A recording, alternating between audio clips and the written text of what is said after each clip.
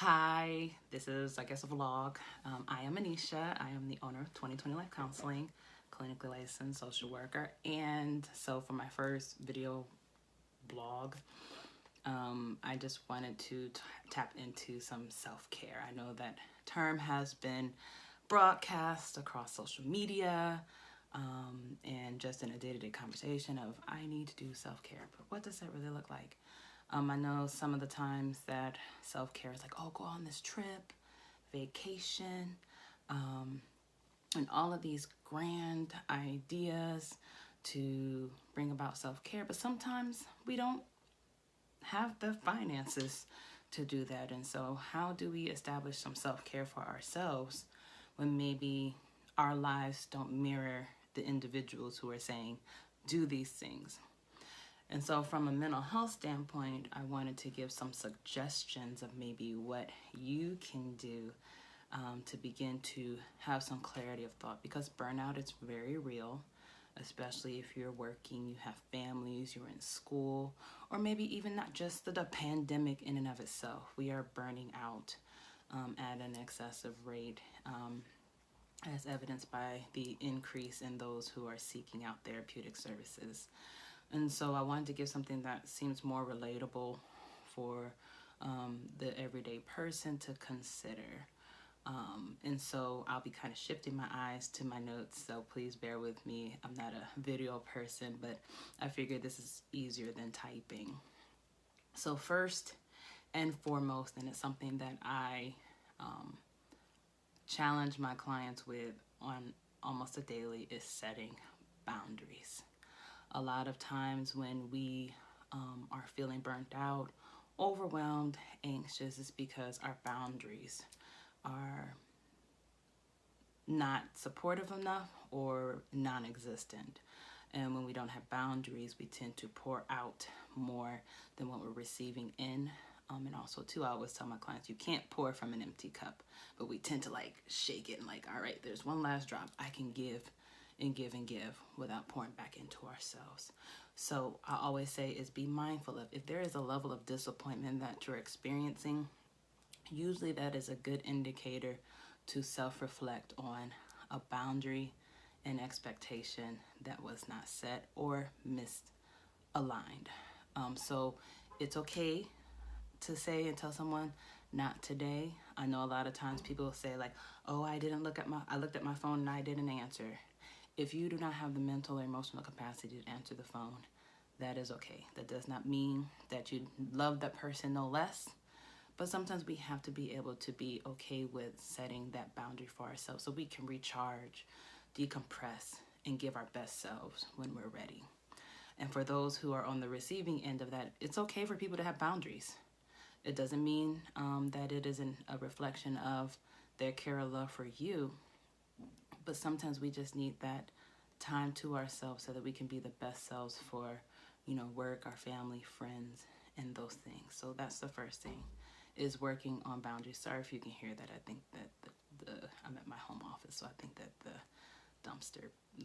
garbage people are out. I don't know. But anywho, so back to setting boundaries. It's okay to say no or not at this time. Also, too, second one, is try something different. What we do is we tend to get into our comfort zones, and we always think like, oh, I would love to do that. Oh, I would love to go there, or I would love to try that, but we never step outside of our box of comfort. And so I would say is to challenge yourself. Try something new. It could be something as simple as if you decide, a lot of times my clients are like, I want to go to this shop up the street, but I don't want to go by myself. And that's okay. It's unfamiliar. We're used to being in with our friends and families and things like that. But try it and see. There's nothing wrong with stepping out and doing something independently of yourself. It builds some empowerment, encouragement, and you'll be surprised how when you step out and do something for yourself without having to wait for the next person, how much that encourages you to try something new. A little bit of self-disclosure is I stepped out and I tried dancing. I was nervous, to step out and do something different, but I did it, love it, and been doing it for almost a year or so now. So you never know, and it builds community. opportunity to try something new. So if it's yoga, if it's ice skating, if it's going to a social club, chess, ongoing networking events, try it. And it helps to empower you, and in that it helps you to feel good about yourself and this I can do thought process that happens. So first is setting boundaries, 2 is trying something new, and 3 is go outside. Outside is a wonderful way to ground yourself. And not just with the I'm going to go outside to work out or I have to have a purpose behind it, but no, go outside. Feel what the air is feeling like on your skin. Look at the trees. They always say stop and smell the roses. But in our culture, things are such a go, go, go, go, go that we tend to kind of do things in autopilot. If you notice that you're on autopilot, it's time to slow down and be intentional about your time.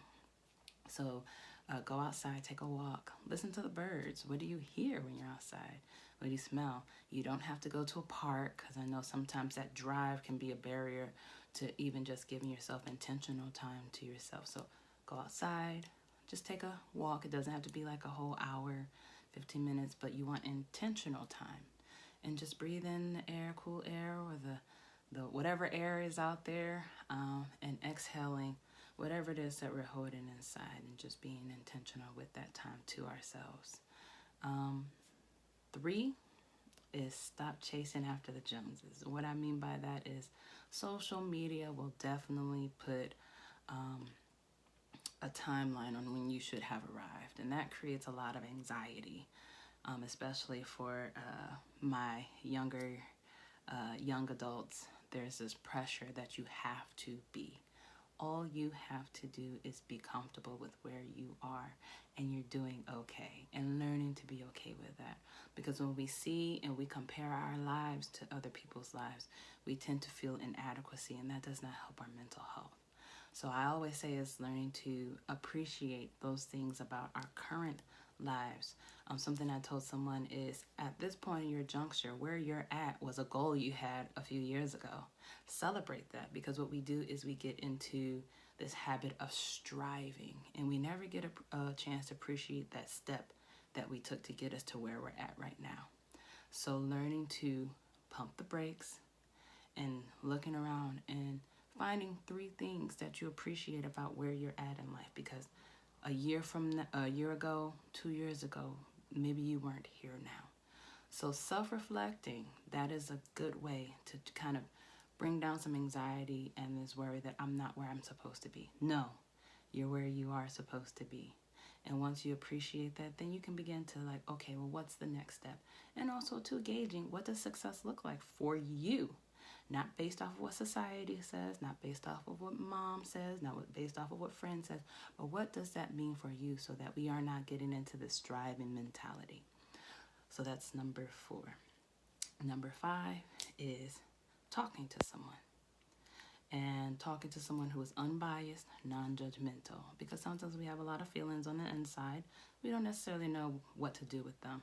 But if maybe we can have somebody who is able and accessible to be able to have conversations with, it makes things a little bit easier to know that we don't have to kind of navigate these feelings alone. And if it's one of those things you cannot find somebody who is able to give sound support or a listening ear, it's good. That's what we're here for. Therapists, counselors. We're here to be able to be of support to you.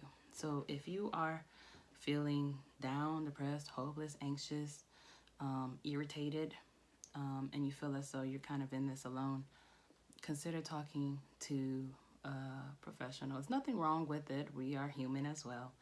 But there's a level of strength that comes with seeing that, okay, I've done all that I can to navigate these feelings and these feelings of burnout or whatever you're navigating through. And I need some outside perspective.